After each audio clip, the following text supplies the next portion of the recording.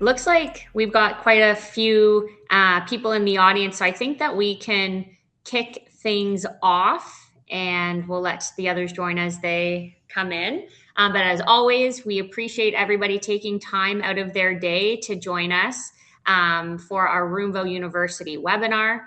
We know that you are all incredibly busy, but we appreciate you taking the time to join us this afternoon. We have an important topic and conversation that we wanted to have and be able to share more of this messaging with all of you. So appreciate you guys taking the time to do so.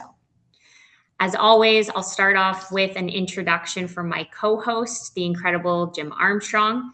As you know, he is the founder and president of Flooring Success Systems, an internationally recognized coach and trainer. Jim has been helping flooring dealers across both the US and Canada grow their businesses since 2007. His proven approach has empowered thousands of retailers to attract more customers, increase profitability, and compete effectively against big box stores. Jim's been my co-host on these webinars for quite a few years now. He used to do it with Brandon, and the torch was passed over to me. So we've had a lot of fun over the years hosting these webinars together. Definitely. Thanks, Rita. I appreciate it. And I'm really glad to be here as always. And can't wait to jump in with Kay because this is a really important topic. And I'm pretty hopeful and excited about what is happening on the flooring installer front. I agree.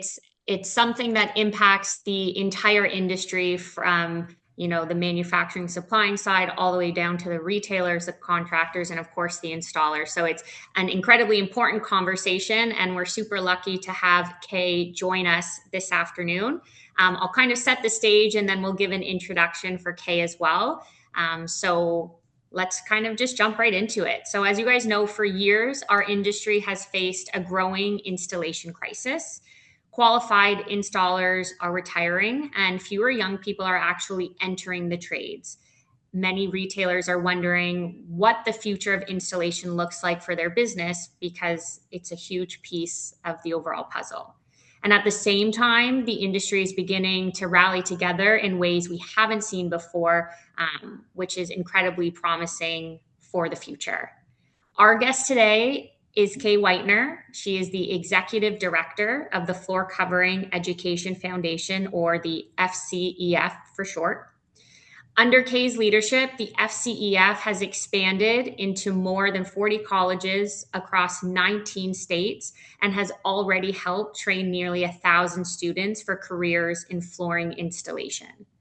Today, we're going to discuss what's really happening with the installer shortage, what the industry is doing to solve it, and how we're all rallying together to fix this problem, and how dealers can, start attracting and developing and retaining the next generation of installation talent. So, Kay, thanks so much for being here today. It's great to have you, and we're very excited to be able to share more about what the FCEF is doing and how, retailers and everyone can get involved to really help support and push the message forward.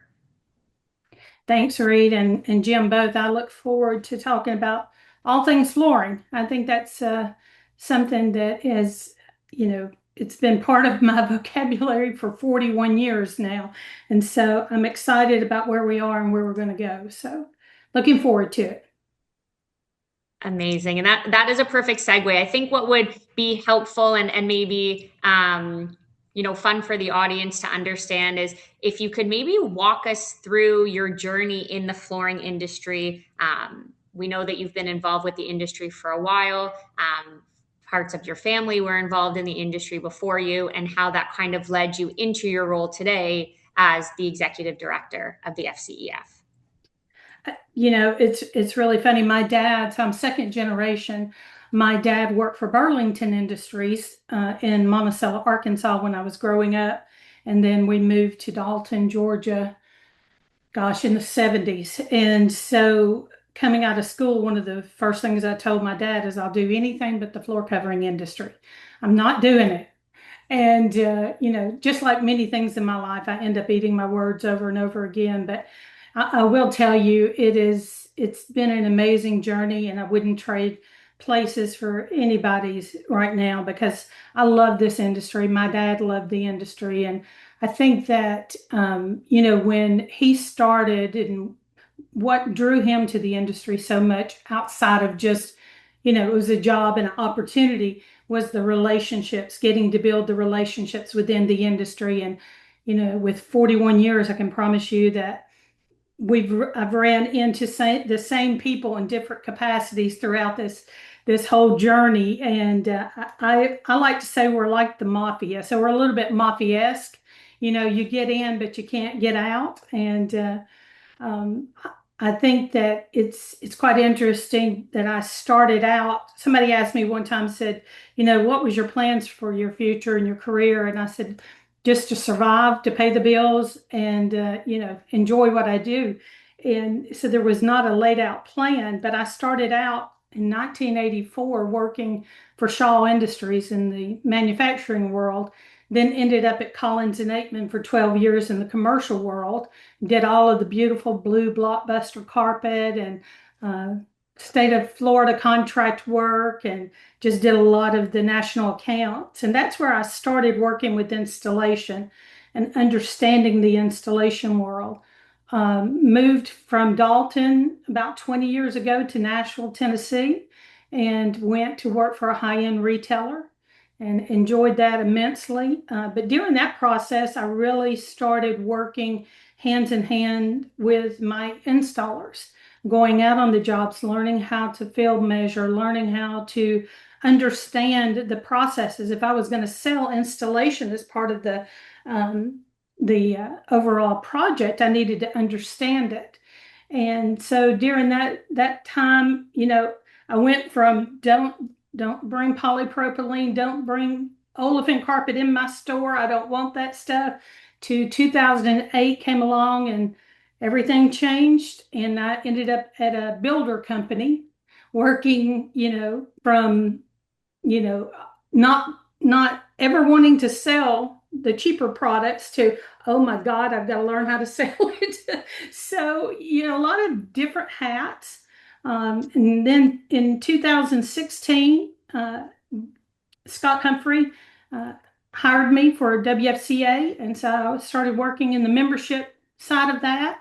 And then when FCEF was created in actually at the end of 2019, they brought me on board, and I've been here ever since. I love a good challenge, and this one is definitely one that I believe that I can honestly get to a place when I retire. I feel like I'm leaving this industry in a better place than I found it. That's for sure. I've been working in with floor dealers since 2007, and this installation issue has been here since day one, Yeah. since I Okay. started. And so it's what FCEF has done over the last few years has been fantastic. Can you give us, Kay, a snapshot of where the organization is today compared to when those efforts first started? Yeah, I think, backing up to the reason we exist, of course, we all understand we should have had this in place to begin with, but there was so much business, there was so much opportunity. We've all been successful almost by osmosis only, not because it's been any kind of concentrated plan or effort. We just have.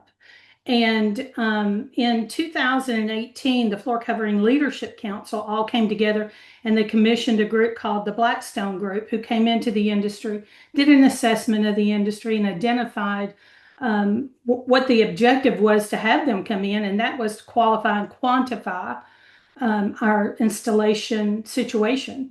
We'll have arguments and discussions between everybody in the industry whether we're in a crisis or not, but I'm going to tell you, we're in a crisis whether we realize it or not. Through that report, what happened with that, Jim, is that they identified that we were losing 4,000 to 6,000 installers each year for the next 10 years. Now, this is in 2018, and that our average age installer was 56 years old. Now, those shouldn't surprise anybody in the industry. Without a concentrated effort to bring a new generation in, this is where we are. Not only that, I think Reed said it in the beginning, quality has suffered because the industry hasn't demanded quality. We've filled our industry up with a lot of mirror foggers. That's what we call them in the South. Just a warm body that will show up and be on the job site and pray to God nothing fails during that process. But we wanted to really look at how can we build a future through this. And so the WFCA's executive board came together and they said, look, we've got this report. Just like so many things that we do is we'll have a meeting about it. We'll talk it to death. We'll dismiss. We'll come back a month later, talk it to death. We'll dismiss, and then we'll continually, repetitively have meetings, but nobody ever does anything. So they said, look, we're going to put $1 million in, and we're going to go and talk to the big three, which is Shaw, Mohawk, and EF, and get their commitments to help start this 501c3 foundation to address the installation crisis. So they did. They got the buy-in. That was in 2020. Of course, COVID happened. And after COVID happened, we made it through that, kind of looked at the industry, and in 2021, we started working with the Technical College System of Georgia. And through that process, we brought in CFI, CTEF, and NWFA to help build out a basic floor covering installation program for the technical college system. And that's 300 hours. So it's basically 2 weeks of each of those four, carpet, hardwood, resilient, and tile. We put our pilot programs in place in 2022. And then in 2023, we started working with individual colleges. When we closed out 2023, we had 5 colleges in 3 states. Now, I'm going to stop here just for a second, just for all of us to realize that had the floor covering industry been the only one screaming and yelling, we need tradesmen, we need labor, we would not be where we are today. But because a major shift in trade education and trade training and skilled trades had already started happening, we just kind of fit in that wonderful place and had the momentum with the colleges who are willing to have a conversation with us. So that was in 2023. As of today, we now have 46 colleges in 18 states running this program or have signed a contract to begin running the program. So we're extremely excited about the progress. We're excited about the opportunities that the industry is able to reap from this situation and these courses. And we've got, young people now who are looking at the floor covering industry as an option for their career choices. If they're going into skilled trades, they're now considering us, at least in these areas. Our goal in the next 5 years is to be in each state. We want to expand. We want to be able to bring this just like the painters, just like, any other skilled tradesmen, the lineman schools and everybody else. We want floor covering to be one of those considerations. You said something a minute ago that there was a trend towards the trades becoming more promoted or invested in. What was what do you think the catalyst for that was? Because for a long time, it's been not that. No, I can go back to the 80s when I remember working at Shaw. And, you didn't move up in Shaw. You didn't, I was there during that shift. Without a 4-year degree, you did not have any kind of leverage to move up in the industry. That became the norm. We went from some kids went to college, some kids went straight to work, to every kid has to go to college. And then we ended up with all these kids. And my youngest is a prime example. He's got a 3-year degree not even, I can't call it a degree, but he's got 3-year degree in a career field that would only pay $45,000 a year, and he's, $65,000 in debt. So we finally see parents and kids and just industries waking up to realize the importance of skilled trades. And because we started having issues, we couldn't get anybody to come and do these kinds of work or do parts of it because everybody was spending all their time, effort, and energy going to college. Not knocking education at all. I mean, I think there's just different ways of learning and educating ourselves, and so I think that was the big shift, and it was probably about 5 to 6 years ago, Jim. You started seeing the commercials on the television. You started seeing a lot of the conversations back around skilled trades. But I will tell you, had that not happened, we would not have the progress that we've had thus far because colleges, they get a lot of their money from state fund or federal funding that helps them keep a kid in school. And Yeah. so, we're thankful that we hit it at the right time. And the program itself has evolved quite a bit because beyond colleges, the FCEF has programming in high schools as well now, which is really cool. So we're getting younger, students kind of primed for a career in this field, which is something that the FCEF wasn't doing before. No, Reed, actually, I don't know that we had a grandiose plan put together of how we would attack. We just had doors open. And so the technical college door opened for us. And so we went through it and, not realizing that was definitely going to be the catalyst for all things that we do. And by being in the technical college or community college system, that validates our program to the high schools. High schools are a lot harder to get into than the college systems are because of the non-credit status or anything else. And depends on the state. There's a lot of differences in state, but now because we have had a couple years running in the college systems, then the high schools are noticing that and coming after us, especially since a lot of the high schools now are adding the construction programs back into their courses and their programs. So I think we've got 7 high schools.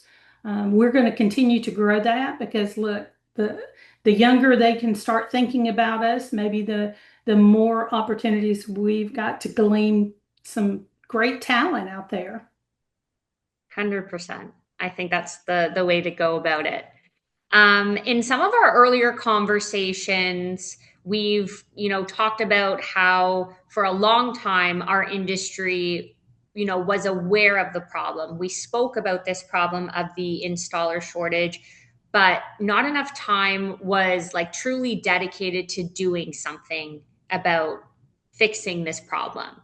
We now have the FCEF and we have the support of some large manufacturers and retailers who are supporting. But what do you think changed? Like, was there a defining moment that made the industry like really come together and say this problem is it needs to be addressed? Like, what was it that made us all put our effort behind it? Personally, I think we're really good at the blame game. Manufacturer says it's not my problem. Dealers say it's not my problem. Installers say, well, it's the dealer's problem. Dealers say it's the manufacturer's problem. So we had all of that for years going back and forth. We work in our silos versus collaboratively working together. And it's in our nature. Look, we're very competitive. That's one thing about this industry, no matter what position you're in, you're always very competitive. But I think having that report come out, putting the FCEF together, whose sole responsibility and job was to spend 24/7 on this and attack it instead of trying to do it from a volunteerism or trying to do it from a one group whose focus is on different things. and then do it on the side. It really took a lot of concentration, a lot of effort of combining it. So when the Blackstone Group report kind of came together, I think for the first time, the big manufacturers came together and said, yes, this is going to be an issue. We're going to step up and help lead the charge, but we will not be the ones carrying 100% of this burden. The rest of the industry has to step up, and that's kind of where we are now. We need dealers, we need installers, we need, suppliers, distributors, every aspect of this industry to step up and support this mission and purpose so that we can continue to be able to be effective in what we're doing. And we are. We're one of the few industries right now that can walk into a college system or a high school system with a full packet of support. High school doesn't need it, but college, we can walk in with scholarship dollars. I mean, we've spent almost $1 million in scholarship funds to bring people into the industry. We connect the local schools with the local dealers or the local flooring communities and help them bridge that gap for employment opportunities. And so, I think it's just it's time. It's way past time, but it's time we do something. This moment in time right now, with everybody talking about skilled trades, you can't go on social media that somebody's not talking about it, or you can't see something else. I mean, if you think about Mike Rowe, he's been talking about this for 16, 17 years. Mm. And his voice has gotten stronger recently than it used to be because people would just, they're now being affected by it, right? So I think the industry is understanding the importance of us coming together and becoming stronger together. I think Mike Rowe has had a huge impact. I think his Dirty Job show, and then now with Micro Works and his podcast, um, really has helped put this problem on the map. So, Yeah, you know, I you agree. the FCEF and Micro Works are both pounding the same drum. Um, you've now helped expand installation training into more than 40 colleges across 19 states. For those who aren't familiar, how does the program work and what does the training look like for the students? Yeah. Um, if I can, I'll tell you something Mike Rose said to a group of flooring dealers at a CCA convention several years ago. And he said he come out, he knew he was there to address the installation crisis. And if you've watched Mike much, his just personality is just, I love it. He walks out and he looks at everybody and he said, there's roughly 350 million people in the US and they all walk on floors, and you've got a problem. Why? I mean, it was like the arrow to the heart, is because we don't, we before did not play well together. So now we are. The program, the way that this program was put together, it's 300 contact hours. So what that means, basically, if you put it all together, it's 10 weeks of training. And so we go through, introduction, we go through history, we go through safety, we go through PPE. We then go into resilient. We'll go with LVP, teach that for 2 weeks with sheet vinyl. And you got to keep in mind, this is a basic floor covering installation class. This is not highly technical. This is a vetting class. This is getting somebody enough experience to decide, is this something I want to do? But hopefully what it's also doing is giving such a strong foundation of training and that craftsmanship that they'll continue on. So we go through resilient, which is LVP and sheet vinyl. Then we go into engineered hardwood. We'll go through glue down and click, and then we'll go to carpet. By that, you're into like 6 weeks of training before you get to carpet. And so by that process, they've developed skills along the way. And so by the time they get into carpet, they've got some skill sets that have already been established. And then they start working with the harder stuff. And then the last 2 weeks we'll go through tile. And we're not going into any kind of wet applications or anything. We're just It's a basic floor covering on the floor installation process. So we have testing that was all created by those entities I talked about a while ago.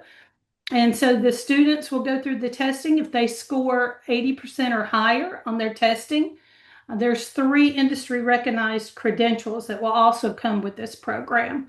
That's in carpet, resilient, and hardwood. So if somebody is in an area that doesn't have a school running, all they have to do is contact us, and we, with them, if they'd like to be a part of that process, can contact the school, or if they've got a relationship with the school, we can all get together on a Zoom call, spend 30 minutes, go through the level of support that FCEF offers the school, and see if there's an interest. So it's not hard once the school starts seeing all the support we bring to the table. Yeah, I know of a couple different dealers who have taken advantage of that program and have coordinated with the FCEF to bring that into their area. Yeah, for Yeah. sure. Um, so from one of the biggest questions from dealers is how do I connect with new talent? With this new talent that's being developed, what should dealers be doing right now if they want to benefit from these programs? Well, definitely contacting and getting on our mailing list so that you can be aware of any of the new schools that are coming out.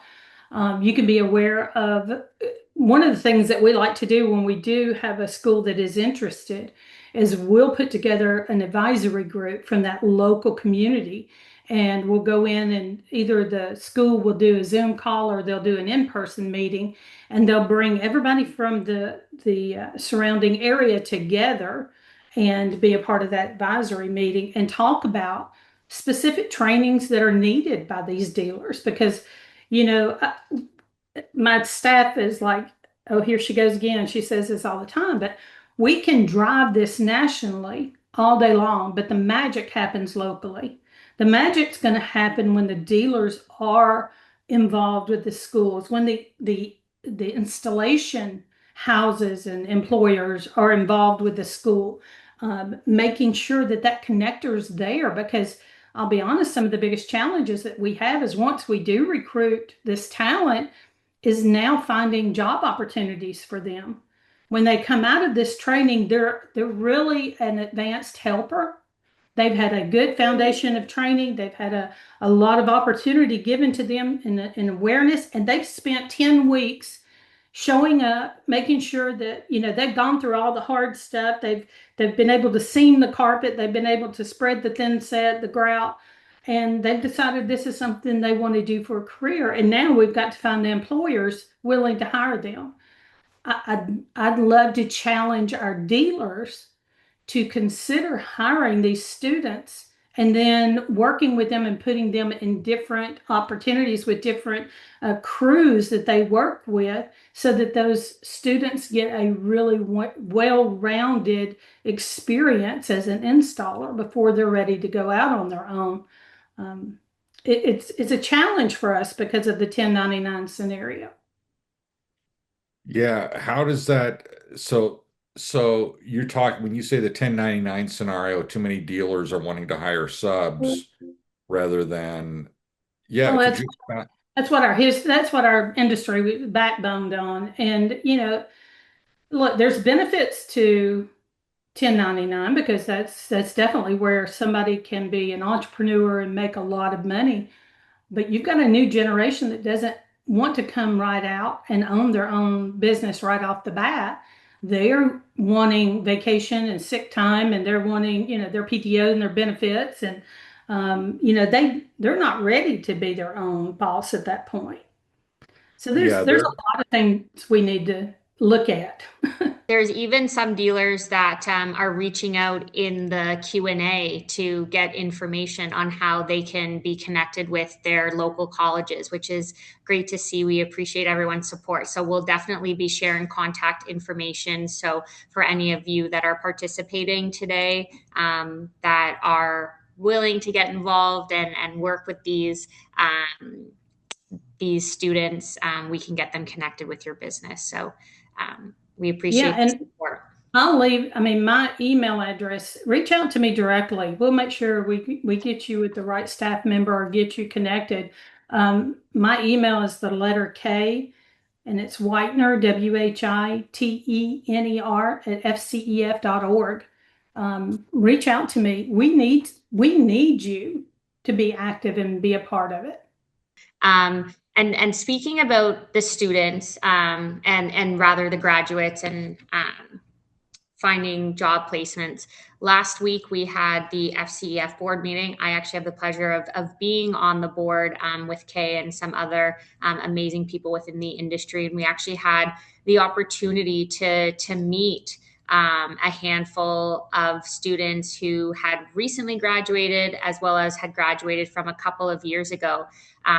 Maybe, Kaye, it might be nice if you're able to share some of those stories and what they represent for the future of our industry to get everyone in the audience feeling a little bit more connected to what the FCEF is doing. Absolutely. Kind of beam it. Look, I have 5 children and 15 grandchildren. And so I take on these students as my kids. I am so blessed to be a part of their lives and their journey, and sitting in that room and listening to their stories is so much more powerful than it is me telling you what we're doing. We had three graduates that came and were part of this meeting. We had started this out to be part of the board meeting, and then we did a major shift at the last minute, and we made this a workforce development forum. And in that process, we invited policymakers. So we had senators' offices there, we had representatives' offices there, we had Alabama Community College System was there, Georgia's technical college system was there, and then we had our students.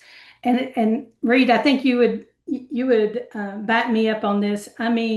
We probably could have sat there. We sat there for 4 hours. I think we could have sat there another 4 hours just listening to their journeys and just listening to how well they articulated their processes and what they were going through. We had one gentleman that graduated in 2022. He went to work right away after graduation, and he's just he loves what he's doing. He just absolutely loves what he's doing. At Tice this year, we had one of our graduates that graduated a year and a half ago, Charity Adiota, and she's from North Dakota, and she came in. And it's funny because Charity is talking about all the things that she's done. I think she's gotten 4 certifications now since she graduated, in residential and in commercial, and Sluter, and I can't remember all the ones that she was talking about, but she last September she was in Chicago on a job site and ended up it was at a historic theater hand sewing.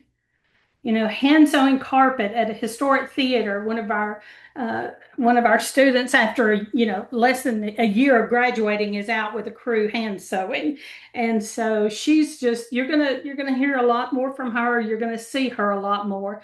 She attended Tice to look at the Installer of the Year competition because she's going to attempt to do that soon. So that's the kind of pride that comes through it. And then we had another gentleman there, his name is Adam Miller from Montana, and he just graduated last year. And it was just really good to hear their stories and their successes and them working in the industry. I did have another gentleman that we had invited who was actually our very first scholarship recipient back in 2022, who went through the class, actually graduated with the class in a suit. He lived in Cincinnati but came to Dalton, Georgia for 10 weeks. Was there Monday through Friday, 8 a.m. to 2:30 every day.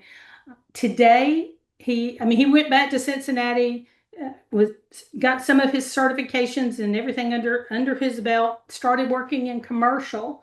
Today, he has 56 installers working for him doing multifamily housing and healthcare. He's doing heat weld sheet vinyl. I mean, we're now, after a couple of years, seeing the fruits of the labor. We're seeing all this coming together. So I would encourage anybody that's listening, go on YouTube and look for the FCEF website, or not website, but the YouTube site, and look for the Meet Our Students video that we just put up maybe 6 months ago. And you'll get to hear from some of the students and what they're doing. And then some that are actually still were in training at that time, and see some of the processes. So yeah, it's a feel good for sure. Yeah, fantastic story. That should be inspiring to anyone who wants to get into this trade. Um, it's not just a dealer problem, it's an industry problem. You've said that, I've heard others say it. Can you unpackage that? What does that mean? Without installation, I used to tell everybody all the time when I was in sales, I can sell $180 a yard wool carpet to you all day long, but if I can't install it, it has no value, right? Hmm. So the manufacturers can't sell product if we can't professionally have it installed. The dealers can't sell product. In fact, we're already seeing a lot of dealers removing tile from their showrooms because they can't get it professionally installed. That, I mean, that's scary. They're going to other products, and everybody thinks LVP is one of the easier ones, and it is easier, but it's not the installation of LVP that makes that an easy product. You've got to know substrate, subfloor issues, moisture, and all these other things. Um, but everybody, this affects our industry. Installation is the backbone of everything that we do. If we're not going to sell installation, then it's not your problem, but you won't be selling product if it can't be installed right. Hmm. And so I think we've negated protecting our consumer the way we should have. And because, again, we've been extremely successful, a lot of volume, a lot of moving parts. We're very complex industry because there's so many different moving pieces. But without installation, professional installation, then we all suffer. At least that's my 22 cents worth. Me like 22 cents. Yep, me and my 22 cents. Beyond that, we're also kind of seeing culturally that there's a shift where younger people are, beginning to view the skilled trades more differently than maybe they did 10 or even 15 years ago. You made a comment earlier about Mike Rowe and how he said that, floors are everywhere. And he made that so, like with that small comment, you kind of realize how important, the role of the flooring installer is. But with this, cultural shift where people are viewing skilled trades more differently, are you seeing this as well? Or is it something that we're experiencing firsthand? Or what's kind of your take on the overall perception? So when we first started talking about, the technical colleges, and I used to get call after call after call. Young people don't want to work today. You're just wasting your time going down this route. Nobody wants to work. And that's not true. They just want clear definition on what their pathways look like. Do you know what the number one skilled trade course right now is nationally? Lineman school. Because lineman Really? school is presenting students the opportunity to go through a quick training and then come out making $70,000 a year. The problem with it, they're discovering now, and that's been over the last 4 or 5 years. It's really, I mean, that linemen, that whole community came together and really promoted and promoted that, but they can't keep the students in that career field because once you are in that career field, you have to typically move. You have to go somewhere where it's not, it's too saturated in one area now. And so with floor covering, you can take that anywhere. But about 5 years ago, we started seeing this shift with trades. And some of the problems that we had in the very beginning was how do we convince parents that this is a good career opportunity for them?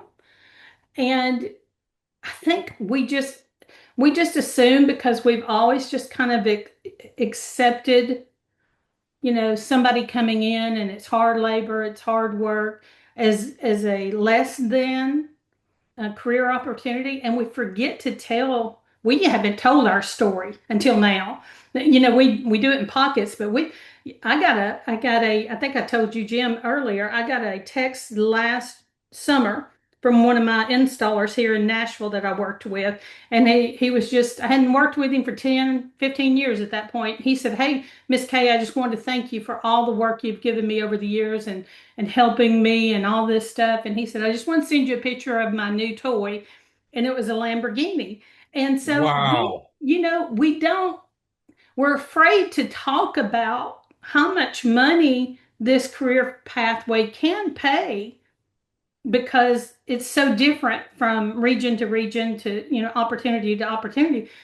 But we realize if we will give this younger generation a clear pathway into they're very much interested in. Think about this: painters, brick masons, all your trades, your electricians, they get to walk into a new construction house, put the electricals in. Even painters come in and then they leave. They don't see the finished product. We are such a design oriented industry, and we forget that you get to, when you leave, it's almost everything should be complete, and you get the satisfaction of seeing ugly taken and made beautiful. And that's why I think we're also attracting a lot of females now. We have a lot of females taking these courses in all these schools. Interesting. Interesting. So, we've talked about moving the discussion or moving beyond discussion and talk to actually taking action. In fact, you and I, Kay, almost titled this presentation "Less Talk, More Rock." Um, but we come from an era where that was a thing on the radio stations, they would say. At any rate, what needs to happen over the next few years if we're going to solve this crisis long term? I think I've gone from using the terminology crisis and solving a crisis. That's what we had to say in the very beginning. But this is, we have to look at this as sustaining us for the future.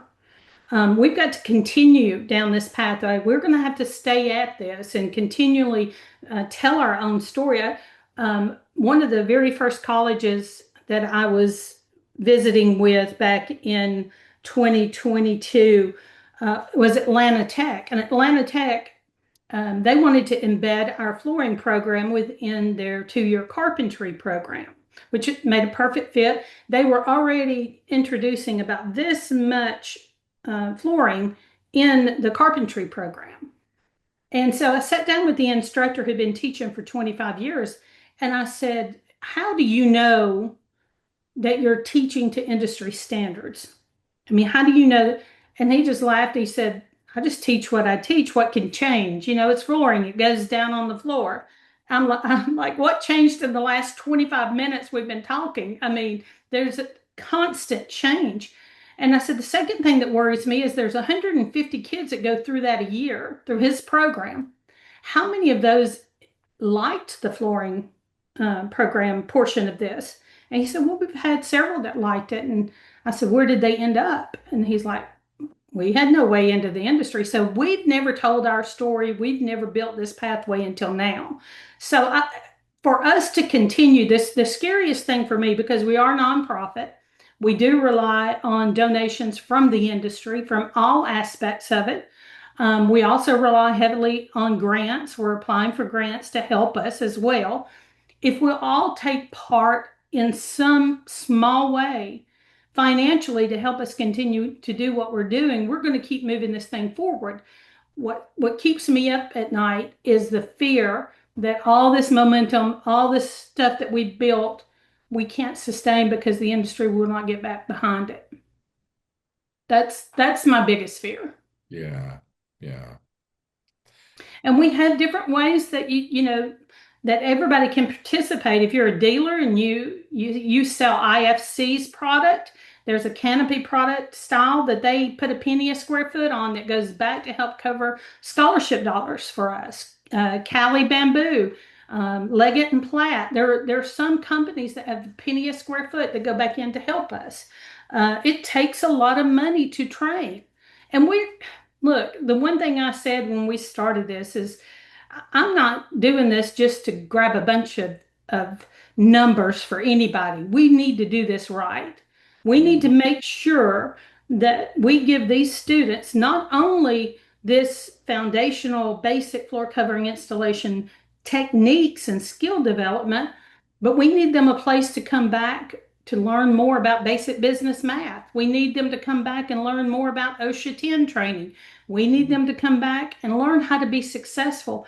Jim, if you ever thought about if we could qualify and quantify how many people we lost within the first 5 years of coming into installation that went upside down, I don't think we'd be in this problem right now Mm. because there's not been support for that. Yeah. Yeah. No, no, you're right. You're right. Um, the I think the cultural shift that we've seen, um, that at least is beginning to happen, is heartening. And I was telling, oh, I think we were talking before the webinar, that I went to my nephew's graduation a few years back, and when everybody stood up, they had the college people headed to college stand up. They had the um, valedictorian stand up. Yeah. And they gave kind of a brief nod to the people going into the armed forces, but nothing around the trades. And that's changed. We're seeing a lot of, and I'm getting calls and stuff from people who are attending graduations, and they're doing signing, ceremonies for these kids coming out of high school that are going into a trade, a trade, a skill trade course. And so they're acknowledging that it's been a slow process. I think honestly, what caused a lot of the change, college just became insane in what it cost a young person to go and to get a degree that will never pay back that worth.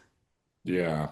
And Yes. so, we know education's important and we're not here to dismiss that at all, but colleges started seeing a drop in 4-year enrollees. And so they started scrambling saying, we've got to be a part of something. We've got to get butts in seats, as I've heard over and over again. And so that's why this was helpful for them. I'm excited at where we are and where we're going, and I think we're going to continue to see a lot of the successes from these students. We just have to work really hard now to make sure that we're going out and recruiting these young people and this talent, and they're interested and they're ready. They're coming out ready to go to work. Where can I land them? Where can they go to work? Where can they help build their careers? And I think something that's just great about the FCEF overall, the fact that it's within the industry, is that not only is the FCEF helping students get the education, but it's every step of the way. It's the education, it's then connecting them with the retailer for work, it's additional training through CFI, it's pulling in the suppliers to help as well from a monetary standpoint. And so there's so many different pieces of the puzzle that being within the industry, not just an outsider, really helps, and works towards that overall goal. And so it's great to see everybody really coming together, but also that it doesn't just stop with getting the student in the program. Once they graduate, they get a toolkit so that they can start working and have the tools that they need, and they don't necessarily need to go out and spend a lot of money to have the tools to be able to start working. It's everything has been really thoughtful, in ensuring that these students are as successful as possible once graduating. Yeah, and just to be clear, the toolkit typically goes with the grant schools because there's funding allowed us, and we have an amazing partner in QEP Roberts that helped us put something together. It's not available to all the students yet, but I mean, we'd love for it to be. We'd love for it to be something that we can give to all the students that are interested in coming to work. The other side of this, Reed, is that I think when FCEF was created, there was a lot of confusion in the industry thinking that we were in competition. We were going to do training. We're not. We're the voice that's lifting it up. We're building, the parameters and the boxes and all the support stuff that's needed for the schools. But we're the mouth. We are really lifting our amazing organizations that do certification, the NFA or NWFAs, the CTEFs, TCNAs, all the acronyms in the world, CFIs, of course. And, we're here to work together. And I think that if everybody understands that and understands that we belong to nobody but the industry, we're industry supported, we're industry funded, and we're supporting. I said it's the first time in 41 years in my career that I get to be agnostic. If it lifts the industry, I get to be a part of it. I've talked and worked with the unions. I've talked and worked with Big Box. We're working on other things. And just like our board, we're very diverse. I mean, you've got Shaw, Mohawk, and Engineered Floors all in the same room that you've got Nebraska Furniture Mart and Florida Core. And you've got, Taylor's Carpet One, and you've got all Emser Tile, and then, of course, Roomvo. And you've got all of these people coming together because they want to see this industry be successful for many, many, many more generations. And to set this up and be successful, that's what we're here to do. It's amazing. I know that we have about 5 minutes left, and we typically like to open the last 5 minutes to questions from anybody in the audience. So for those of you that have questions for Kaye about the FCEF or how perhaps you can get involved in your local markets, feel free to put those questions into the chat, and we will make sure that they get covered. There's one question so far. Are there any schools in the New York metro area for tile, stone, and wood installation, as well as marble restoration, all for a non-union company? There's not, but again, that's a challenge. We've tried a couple of times working with some schools in New York. New York's a little harder to work with, and what we'll find is a lot of different states operate differently. But definitely contact me. Let's go at it. It's a lot easier for me to make those phone calls if I've got a local business. I can use that as a catalyst to get us a conversation with the school. So would love to have that opportunity. All right. Another guest. How do we find out if there is a program in our state? So we have two websites, and it's currently being updated right now. It's FCEF.org.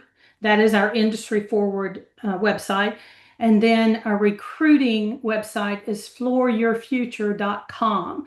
Both of those have information on where we're currently operating. Those 18 states. We're in Montana, we're in Iowa, we're in Nevada, we're in Arizona, we're in,